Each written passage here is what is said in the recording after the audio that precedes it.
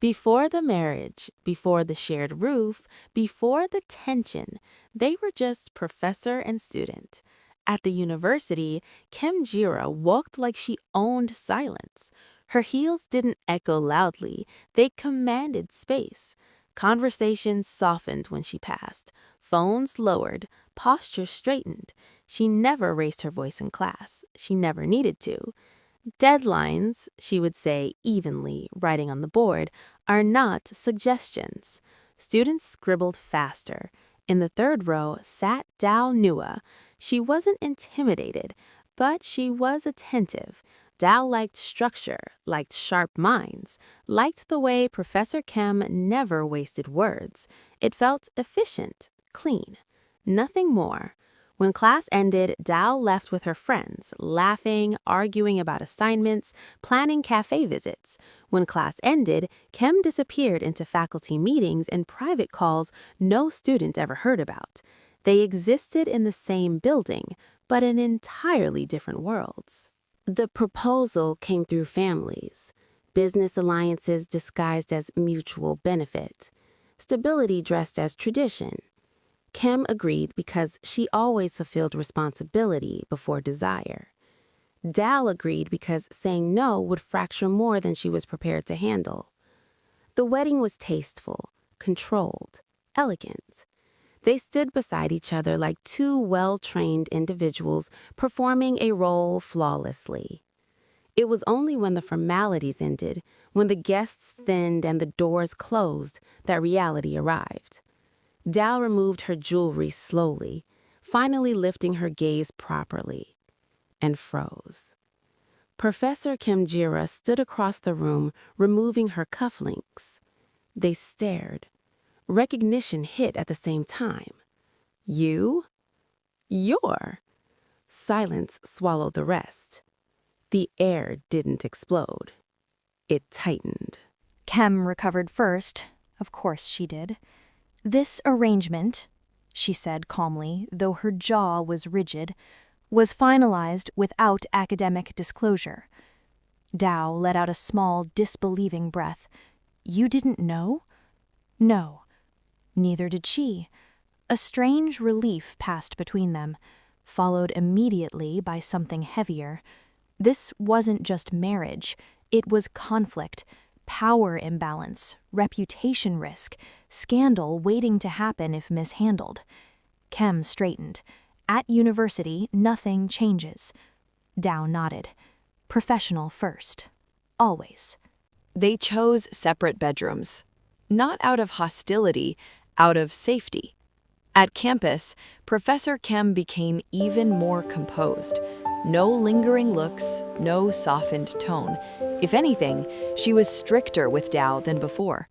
"Miss Dao," she said during a lecture one morning, "answer." Dao stood smoothly and answered without hesitation. Their eyes met only for seconds, sharp, controlled. A classmate later whispered, "She grills you more than anyone." Dao only smiled faintly. "I can handle it." At home, they passed each other politely. "Dinner is on the table." "Thank you." "If you need the study room, inform me." Of course. They were roommates bound by legality. Nothing more. Or at least that's what they told themselves. The first crack in composure came from outside. A week later, Kem attended a casual dinner with her childhood friends. They already knew she had married. They assumed it was a strategic match, a mature partner, someone fitting her image. Halfway through the meal, one friend smirked. "So, what's she like?" Kem hesitated. That alone made them lean in. "She is a student at my university." Silence. Then explosive laughter. "You married your own student? Professor, is this part of curriculum reform? So who does homework at home?" Kem's usually unshakable expression faltered. "It was arranged," she said firmly. "I did not know before the marriage." The teasing softened. One friend's tone changed. "You need to protect her. If anyone finds out—" "I know." Another friend studied her face carefully. "Are you happy?" Kem opened her mouth, closed it. "I don't know yet." she admitted quietly, and that truth unsettled her more than the jokes. Days passed, routine settled, until one afternoon after class, a female student lingered at Kem's desk. "Professor, I'm still confused about the case study." Her tone was light, slightly too warm. Dao watched from her seat while pretending to organize her bag. Kem explained efficiently, no unnecessary softness, but the student leaned closer anyway. Dao felt something unfamiliar twist in her chest.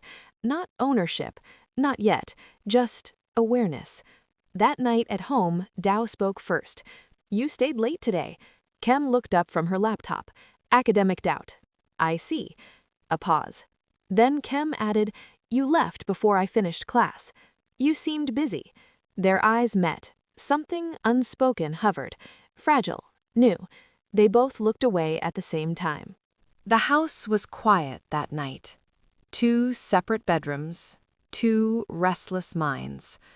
Kem lay awake longer than usual. She had handled corporate negotiations more complicated than this.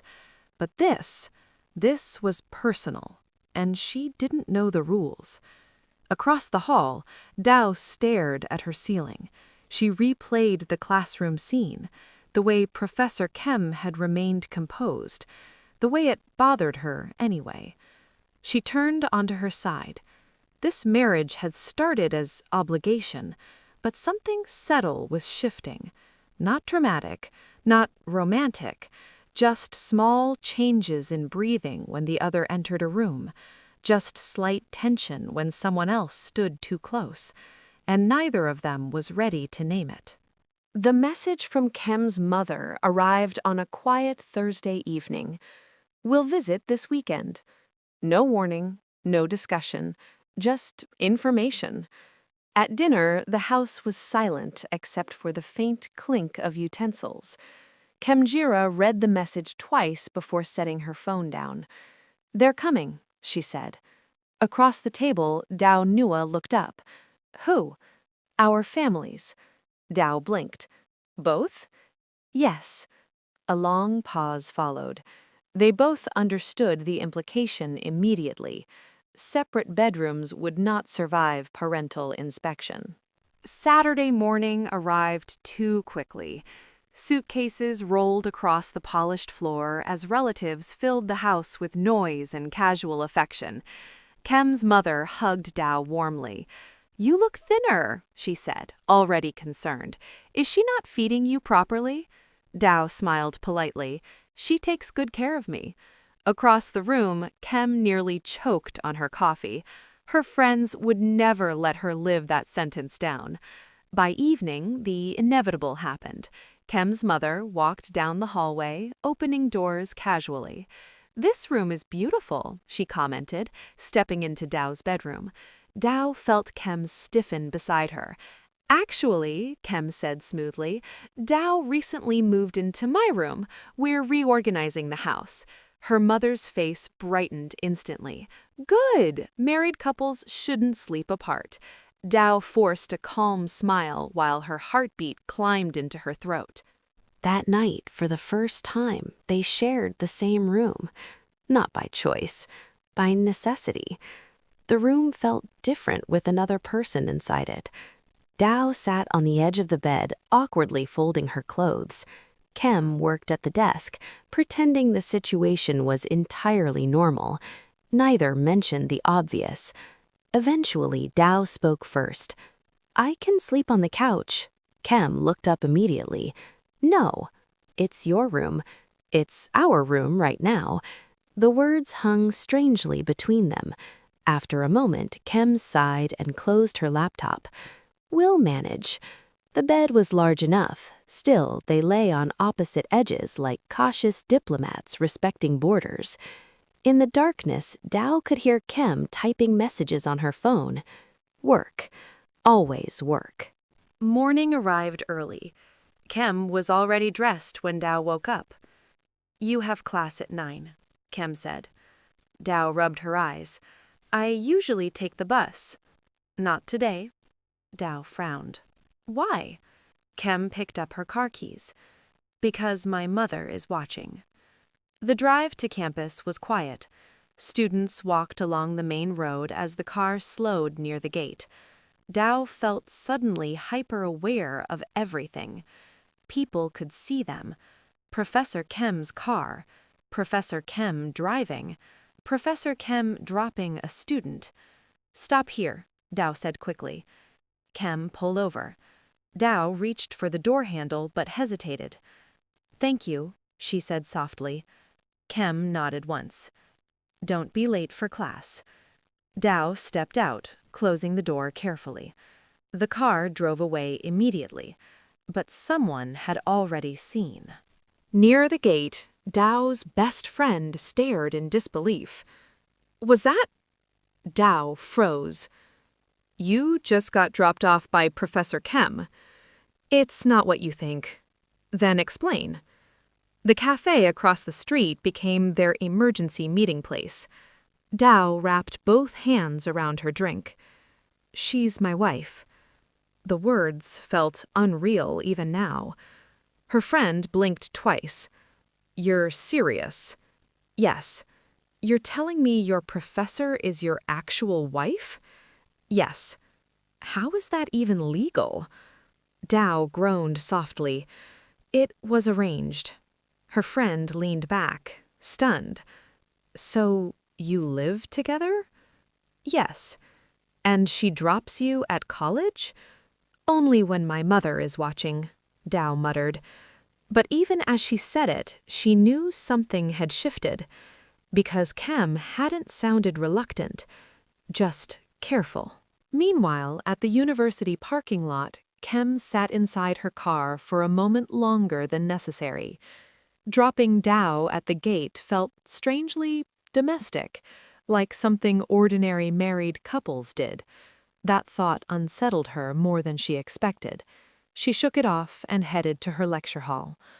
Back home that evening, the house was full again. Parents talking, dinner preparation, laughter. Dow entered the kitchen quietly and stopped. Kem stood at the counter packing something into a small container. "You skipped lunch yesterday," Kem said without looking at her. Dow blinked. "You noticed?" Kem closed the lid neatly. "You had a long schedule." She placed the lunchbox on the table. "For tomorrow." Dow stared at it. It was such a simple gesture, but it didn't feel like obligation. It felt attentive. The shared room slowly stopped feeling temporary. Night after night, they fell into an unspoken rhythm. Kem working late at her desk, Dow reading or scrolling through her phone on the bed. Sometimes silence stretched comfortably. Sometimes it felt heavy. One night, around midnight, Dow glanced toward the desk. Kem was still working. Her shoulders were tense, eyes tired. "You should sleep," Dow said. "I will." "You said that 2 hours ago." Kem didn't answer. A few minutes later, her typing slowed, then stopped. Dow looked up again. Kem had leaned back in her chair, eyes closed, asleep. Dow hesitated, then stood quietly. She placed a glass of water beside Kem's bed and gently draped a blanket over her shoulders. Kem stirred slightly but didn't wake. Dow returned to bed. Her chest felt strangely warm. Concern had appeared before love, and neither of them had planned for it. Outside the room, their families believed they were happily adjusting to married life. Inside the room, two strangers were slowly learning each other's quiet habits. The way Kem overworked herself, the way Dow stayed awake later than she admitted, the way small gestures began appearing without discussion. Nothing dramatic had happened, no confessions, no romance, but something subtle had begun forming between them. Something neither professor nor student could fully control anymore. And neither of them had noticed yet that returning to separate rooms later might not feel natural anymore.